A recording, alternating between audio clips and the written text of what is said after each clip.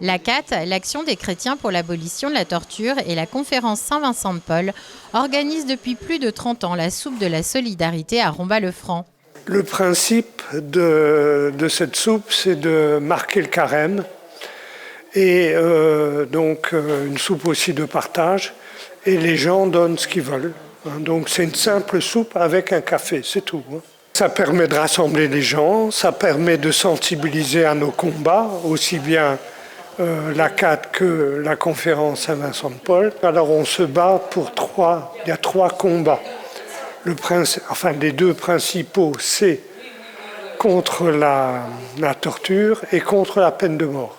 Et puis il y en a un autre qui est aussi important, qui est pour le droit d'asile. Chaque mois, l'ACAT met en lumière une cause. Ce mois-ci, l'association soutient un Thaïlandais opposé à la monarchie en place et qui risque jusqu'à 46 ans de prison. Des rendez-vous comme cette soupe solidaire permettent de sensibiliser le public à ce type de situation. En cuisine, Laetitia est aux commandes. C'est elle qui a préparé une soupe riche en légumes.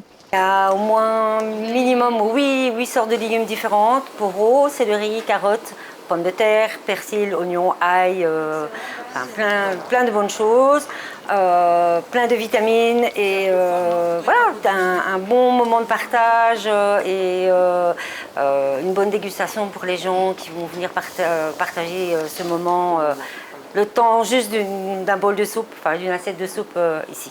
Les convives sont majoritairement des retraités, toujours heureux de se retrouver. Dominique n'hésite pas à aller chercher 2 résidentes à l'hôpital de Sainte-Marie-aux-Mines pour l'occasion.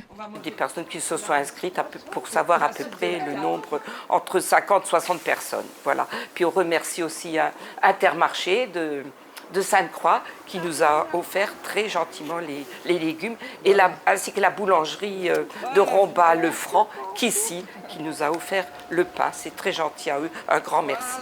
L'association Un Jardin Passionnément a également prêté le mixeur pour l'occasion. La soupe à cuit, voilà. Chaque participant donne ce qu'il souhaite. Ici, l'aspect financier reste secondaire, même si une partie des dons est réservée à l'ACAT et l'autre à la conférence Saint-Vincent-de-Paul.